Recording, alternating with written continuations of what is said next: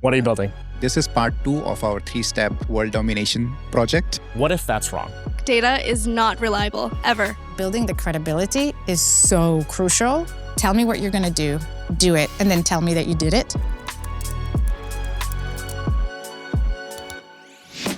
This day, I'm so excited. Mirit, who's from Laconia Capital, you are unlike most investors who I get to welcome on this stage.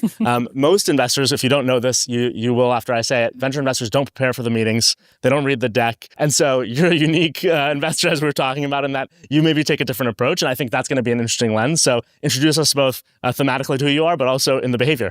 Yes. Hi, everyone. Thank you, Sherveen, and thank you for inviting me. I'm Mirit Lugassi. I'm an investor at Laconia. Apart from the fact that I'm a perfectionist, come early into the details, I love reading pitch in advance. I love coming prepared with questions. I respect your time and my time of that 30 minutes. And I think coming prepared to it and knowing what you're gonna talk about is important. The flip side of it is that sometimes I come too prepared. And maybe I've read the deck already. Notion. Yes, and maybe I already have some, this is not. So I try to be very mindful of that bias. A little bit about me. I'm originally from Israel. Spent 8 years in London, moved here 5 years ago, right as shelter-in-place was being declared 2 weeks before. All timed. And perfect timing.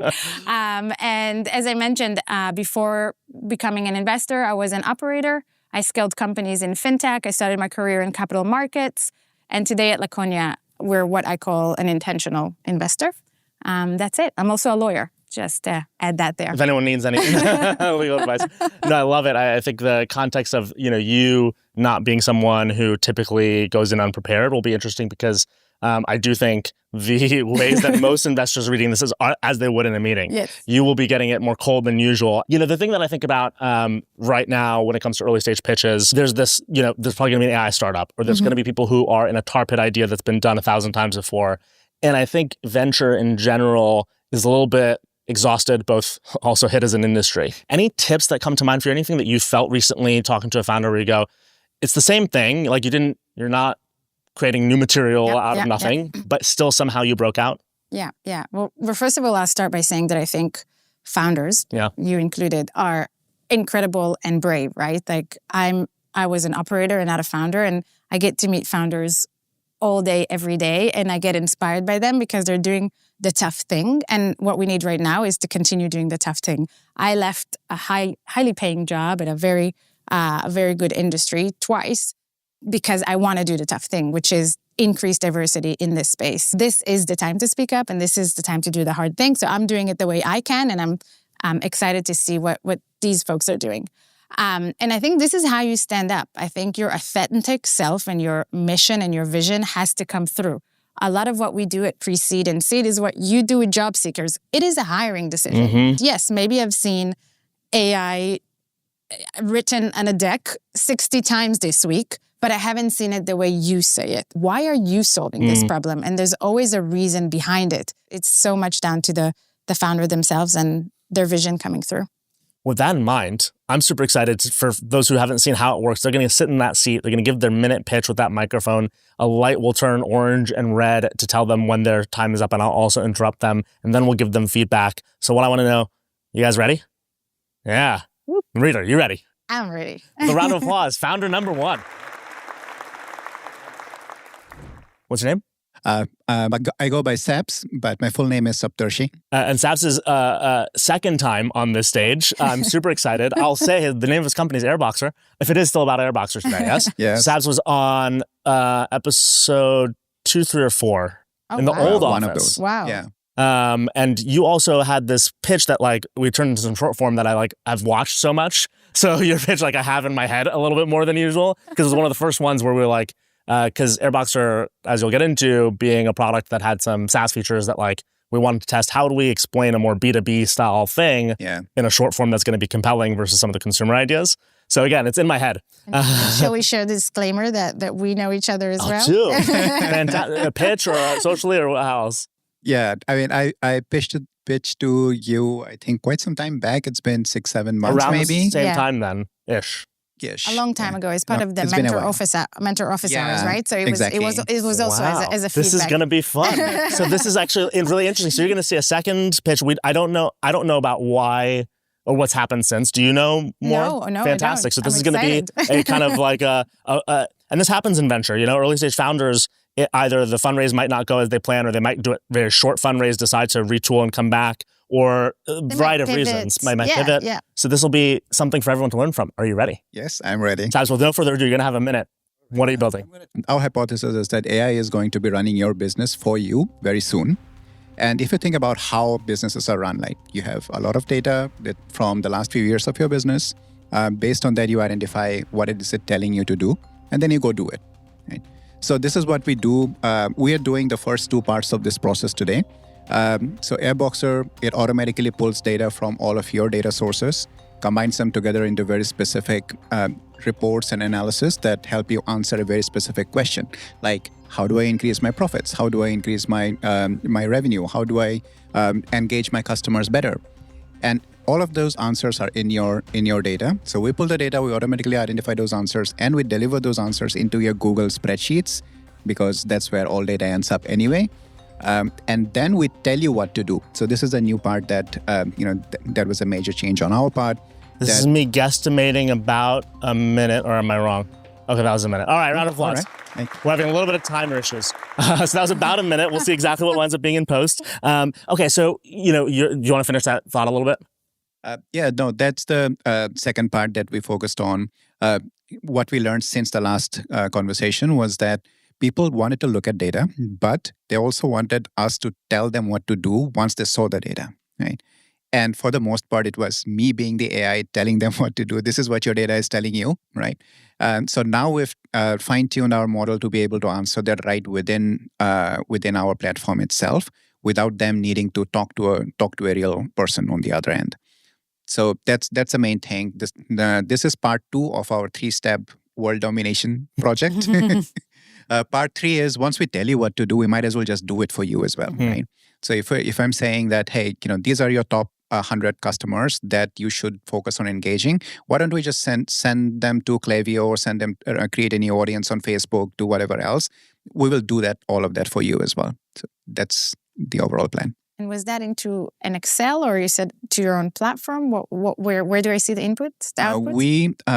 We're multiple API integrations behind the scenes. Mm-hmm. We pull the raw data. Yeah. Then on the cloud, we analyze the data with multiple levels of statistical analysis. And we deliver the data into a Google spreadsheet, which is embedded inside of our platform. Got it. So it is a spreadsheet interface, but we are not creating the spreadsheet from scratch, because people are already used to Google spreadsheets, used to Excel. You're embedding it? Embedding it, yeah. Why are you embedding it? The other option was to us be an extension inside of a spreadsheet, so that we could have access to the spreadsheet. And that...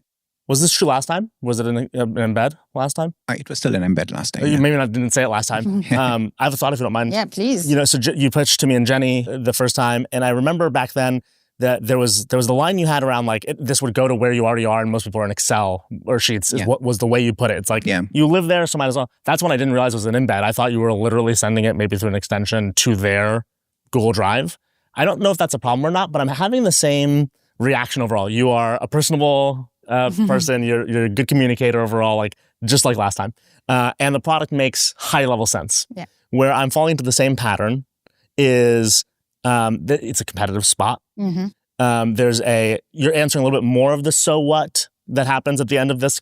I want to world dominate through my part 3 now. And I like that storytelling component, but I still am not sure I'm getting such clear, this customer will benefit so much in this way that they will pay that fee, et cetera. So that's my overall. We'll do some Q&Aing around it, but curious what you think, Mirit. Yeah, I mean, for me, immediately, my first initial thought when I hear AI that kind of aggregates data, presented, et cetera, unless you're giving me a different flavor of it, I already have 5 or 6 startups in my head, and I'm immediately thinking about long-term defensibility and differentiation.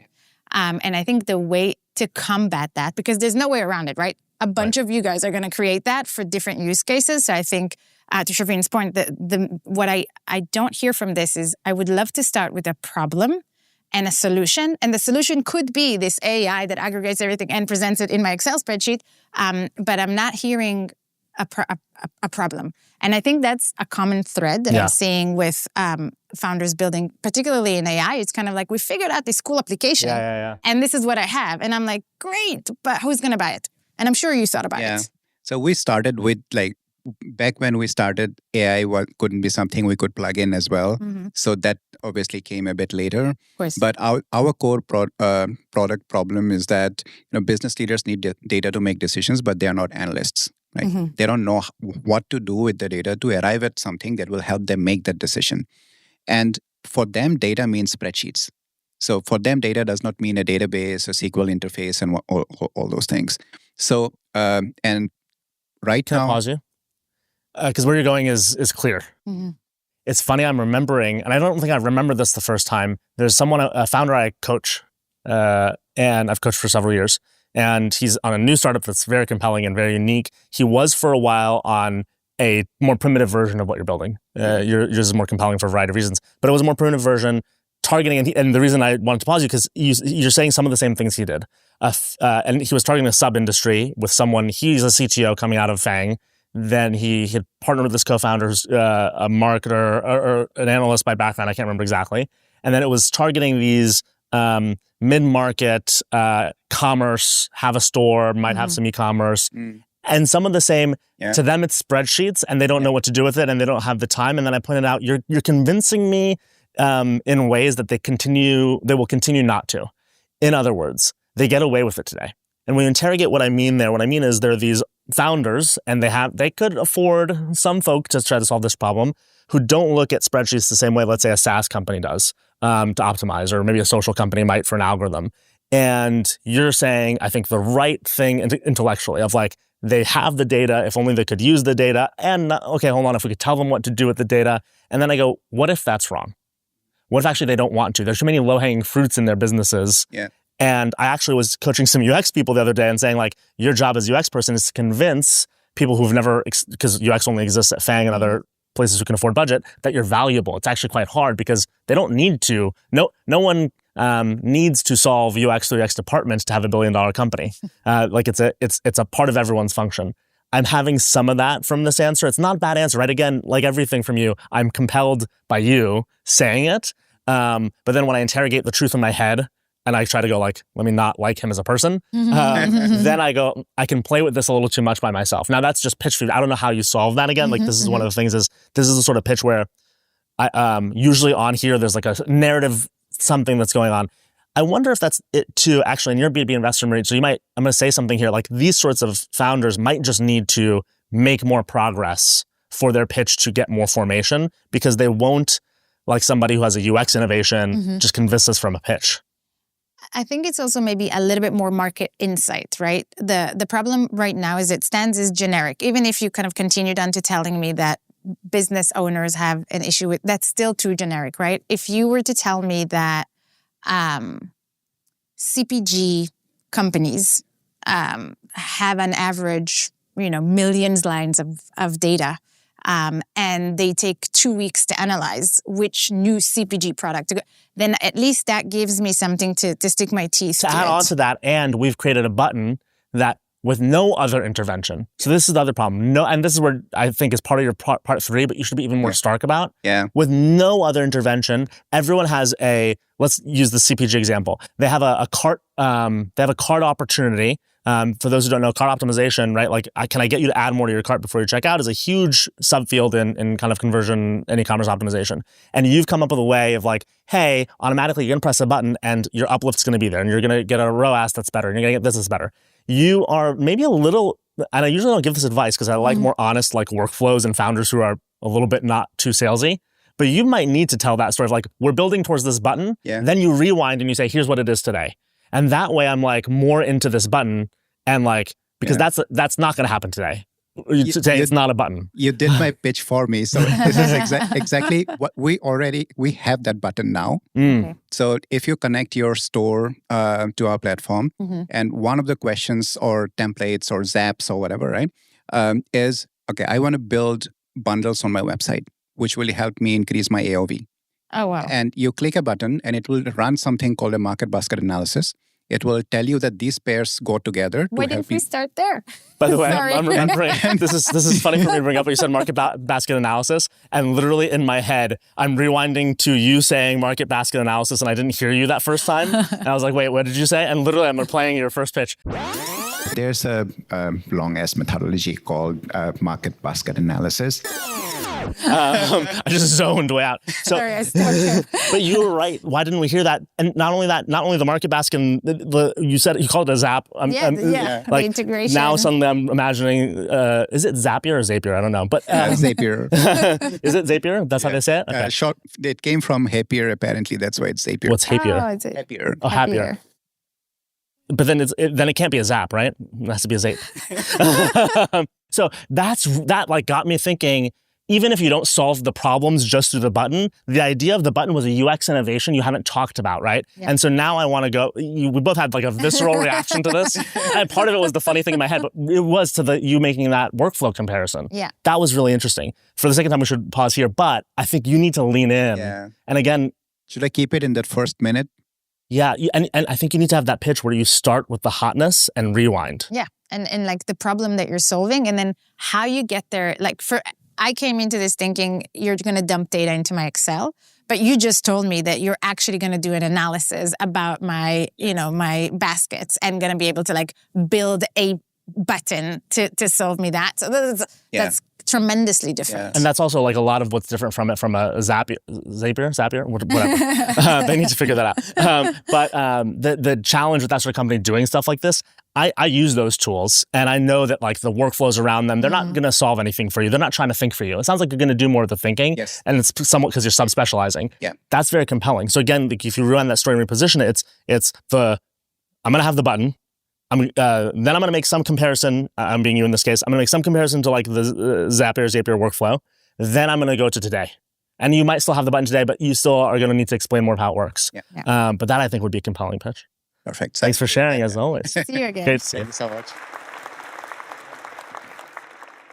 Anything that you were evaluating this was a money meeting, and obviously it could be a money meeting, but if it was a money meeting, anything that you would have checked in on a founder like this and be I need to hear about progress, obviously, but what would you have most been tuning into now that this was a second pitch, not a first? Good question. I think I would try and understand why we're meeting again, right? That makes total sense. It could be that he came to pitch when he was a pre-seed and now he's a seed, and that's a fantastic reason to get in touch, and often that happens, right? It's and there doesn't need to be a lot of evidence. Maybe it's the early evidence of what experiments did you at least play with? Where we were before, or I love it when we're in the pre-seed and the pre-seed is small, let's say it's just 500K and we do million and a half, and it's just they're just not there yet, and they're here are the milestones I want to reach, and I'm great, I'm documenting it. Then we talk, and if they reach that milestone, it's great. And I think here what's important, it's not that I care about which milestones they got to. With the founder at this early stage, it's all about tell me what you're going to do it, and then tell me that you did it. Yes. And that's the reason why I would want to keep in touch between the pre-seed and seed. Unless it's that scenario, it's really hard to re-engage because maybe the same problems I had in my head, which is it's a crowded space. How are we differentiated? Maybe that hasn't changed unless he told me, listen, something happened in technology that kind of boosted our product, and I want to show you how it looks now. I probably would have taken a meeting. Right. No, super compelling. Well said. All right. Shall welcome with a round of applause, founder number 2. Woo. What's your name? Pari. You have a minute to pitch, and then you're going to get some feedback. Are you feeling ready to tell us what you're building and give us your vision of the future? Yeah. Pari, you have a minute. What are you building? My name is Pari, and I wanted to start off by talking to you about productivity issues, right? And we're really understanding ourselves going into this world and really dealing with productivity output loss, right? High achievers especially are dealing with a lot of productivity output loss. They're struggling constantly with burnout and things like that. So we're kind of here to help people stay focused, not do unfocused work, and kind of really understand themselves and their mind and be the first to give people access to their brain data. So at Niura, we're building the world's first productivity earbuds that help you track your focus, stress, and your energy levels through EEG technology that's been used by clinicians for a century. And what we're really trying to do here is help people avoid burnout, tell them to take breaks at the right time, and also just help them become their most productive selves. So who's ready to change how we work at Niura? Well done. Amazing. Almost a minute on the dot. Great job. Super interesting. I love the longevity. the wearable opportunity. This is the second time we've had like a ear wearable. I love it. And the first time I was like, I need more of these. This is like an interesting real estate that we haven't really addressed. Yeah. I love it. Go first? This is definitely not my era as an investor, so I'm going to wear just like my high achiever who gets burnout hat on. So tell me a little bit about how the technology works. So we need a wearable, or is it just my iPad, my iPods, or tell me a little bit about the technology. Absolutely. So I'm sure you already wear earbuds commuting, sometimes even working. I mean, when I go to a cafe that's really noisy, I put them on just for noise cancellation, right? So a lot of us are already using earbuds as high-achieving professionals. And what we're really trying to do is put this tool into something that people use every day, right? So we're using electroencephalography. That is something that's been used by neurologists for centuries. And basically, you go into a neurologist's office, they put this huge EEG cap on you, and it tracks your brain waves. And by doing this, it kind of just helps them understand if you're having any brain abnormalities. We actually figured out how to put this technology into an earbud, and that's through a soft, squishy, silicone conductive ear tip. So it's not like metal in your ear the way it is, at the doctor's office, but it tells you insights that you actually really care about, right? So how productive you are, if you're feeling really stressed, focused. So essentially it gives you 2 scores, focus score and a stress score. Mm-hmm. And it tells you if your focus is getting a little bit too high, think of it like a speedometer, right? Your focus is getting too high or your stress is getting too high, your focus is low, it tells you to take a break at the right time. So yeah, that's essentially what it is. I want to give you feedback on this answer real quick. First of all, very good communicator. There's 2 things, and this is a recommendation to all founders, that I would just optimize for the answer you just gave, because you got to it. Because you didn't just give me the end first, I was wondering the entire time what the answer to her question was going to be. So she said, like, how are you doing this? Is it my existing AirPod or earbud, or is it something else? You then give a compelling, all the things you said I wanted you to say, but give me the end first, then go to the story. Be like, so it's an earbud that we're building, and I want to clarify that in a sec. That then allows me to listen to what the technologies and all this other stuff without just being like, but I still wonder what it is. Because then when you said the head thing, I'm like, I hope this isn't huge. So that's the thing. So again, founders, think about whether you want to just answer the question first if it's going to be a big curiosity, and then again, very compelling answer in general. Yeah. Just wanted the order. Now, let me clarify that bit though, because you said we figured out. Did you and your team figure it out? Is it someone else's science that you're leveraging? Give us a little bit more there. Yeah, so actually our team figured it out after, I think, 189 iterations and trials, where we were really just mixing together a formula to make these ear tips conductive. And that's actually our largest intellectual property. Who are you? Yeah.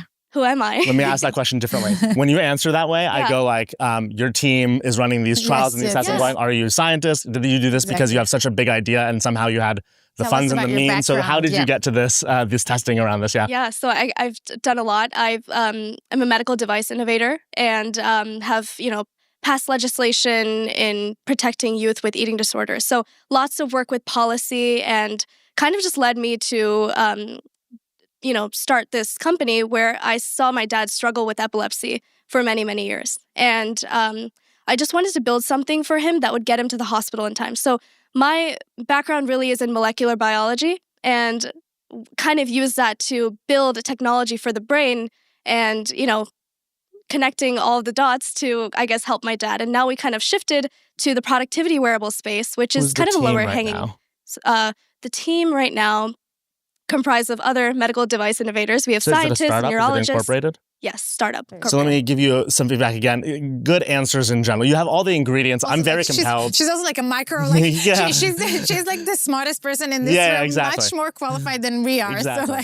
So so I want to put it together because I'm like hearing all these pieces, and I want you to be like the best version of this, because like both of us are just like, I'm not my space either, but I'm like, there are 1,000 investors I want to introduce you to. So the story has to go, and I know you may be saying some of the story for the first time, but when I ask like, what's the team? What I'm really wondering is, how are you finding this out so that I understand what I'm betting on? Because, for example, if you say I'm using someone else's technology, then you could be anyone. You could be a founder who used to do a SaaS thing who's now doing this because you realized someone has technology that you could turn to an earbud. It was a business opportunity. Or you could say, I'm a scientist and I know how to build medical devices. Even that story, you had some empathy story about who you are as a person and your family. You had some science story. You had some policy. I'm an impressive person story. Figure out how you want to answer that question. Most of the time that sequences it. And then again, remember that most of the reason I asked is so that I understand, what am I betting on in you? If I'm going to make that check investment, I might believe an earbud that does these things is cool, but do I believe you are the team or you're the person that's going to iterate on the device being scientifically valuable? Do I believe it's going to be a device that's going to look good because you came out of Apple? Like, those are the sorts of things that I'm looking for. But again, a good answer, and I want you to have an A+.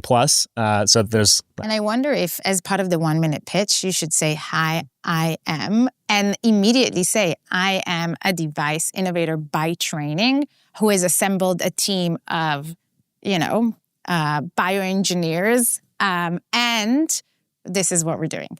Because I think, especially with what you're building the credibility is so crucial. Will do. Thank you so much. 2 questions, and then we're going to give some final thoughts, and very compelled. This ear space is really interesting to me. I'm going to load this question with context because I want you to be able to answer it as honestly as possible, as opposed to us having a long back and forth. The shortcut I'm going to give you is whenever someone who has a device or is dealing in any sort of body signal gets on stage, I talk about how I'm one of these skeptics. I think it's fascinating. I wore an Oura ring for a while. I've tried a Galaxy Watch. I like the idea of an Apple Watch and these health devices giving us useful signals. But I also am enough of a nerd in the startup and tech space to know most of these devices have failed that mission. In other words, their data is not accurate enough for people to make sleep choices. Whether you're talking a Whoop or an Oura or this or that. There are people now coming who are part of the quantified self movement who have almost come from hey, but only to have fun or to have relative tracking, but on a fundamentals basis, this might not be reliable enough yet, et cetera. So my question that I'll then turn into some feedback is, where is your stuff around focus and stuff like that? Is it more what I'll call a mixture of this is relative good stuff to look at and you might find it useful, or is it so reliable on giving some of this stuff that it's beating other mechanisms? And let me preface it with, I think the first answer is okay. So if you want to give that first answer, please do, because then I will give you feedback how I think about how people shouldn't be afraid to go there and how I think you might pitch that well, but which is it? I really love your take. Data is not reliable ever, right? And there's many cases where you start looking at these technologies and you're like, okay, how much of that can I trust, right? So we're very new, right? We've been heads down in R&D for 2 years straight. And through that, we're building our own machine learning algorithm. And it's only going to get stronger the more people use it and the more we test it. So soon, we'll have enough credibility to say that our product is super reliable. But right now, this is just something that we want to get out there and help people with. So it's reliable enough. So we're not just going to give you something that's, willy-nilly, but it's something that'll get even stronger with more use. So this is the good answer, and this is the advice I gave to the other, I think it was even the other ear cuff. He's building an ear cuff. It's the same mission, by the way, so you might want to look at this company, Aware. You might have heard of them. Aware.us is the domain. He was on the stage too. And it's be proactive in saying, kind of like what you said, but even more starkly of, hey, the data today is going to be interesting for you to track. You're going to notice it as a user the same way you might notice your own mood or your own body temperature is unreliable as a signal, but you might notice it. But we think not only will people want it as a device because it's going to give them something interesting, over time, our hope and our hypothesis and how we plan to iterate the product is to also use a machine learning algorithm to track across a cohort. So almost like a study, we're going to have all these devices that, again, we're not going to sell you and say it's going to solve your problems, but we're going to give you another thing for the enthusiasts, the wearables. Exactly. It's benchmarking, and it allows us to hopefully one day be able to use all this data across a wide enough cohort to return that to you. So I like that answer, and that's how I'd say, don't be afraid of giving that version, because I think there are folks who actually prefer that you're not the one selling snake oil, and you're instead selling a device that will help everybody on a long enough time horizon. Absolutely. Will I be able to listen to music while doing this? Oh, absolutely. Because I was thinking, as you were talking about it, and you're like, oh, you're going to check my focus. But for focus, I need to listen to music. So how does the two work together? I mean, that's the whole point of us, putting this tech into an earbud. Otherwise, it could have been some sort of a wearable, other sort of wearable, right? Yeah. But the reason is I love listening to music while I work. And I know many of my peers do too. So I just thought, what a great way to integrate neurotechnology into something that people are already wearing every day. Will Apple or Samsung be able to integrate this sort of technology instantly as soon as they see that other companies like you are making it attractive? No, there's many components to it, right? So it's not something that can be easily figured out. But you don't have it like, you might have a patent, but is it defensible from a legal perspective? Oh, absolutely. Okay. We have 11 pending patents, all non-provisional. So really, really important for us to, block out any other competitors getting into the field. We don't only have patents in just what we're doing right now, but also future applications of whatever this device may be. Any final quick thoughts before we? No, I want to try and use it. Same here. Thank you so much for sharing. Thank you so much. Some investors have the cool jobs of investing in wearables. And also this is the sort of thing where like the frontier tech of it is so interesting. I had an advantage from hearing that other pitch of like having imagined this a little bit. I'm like, oh, I want to sit there and see what people's data would say in this space. It's like, so good. It's human biology. Like again, I'm not a quantified self person. I wouldn't trust it. But I would look at all the data. Again, I've had an Aura twice. I've lost it twice. So I decided I'm not buying a third one. That's like too much. But to your point, it's fun compared to another spreadsheet thing. That might make money.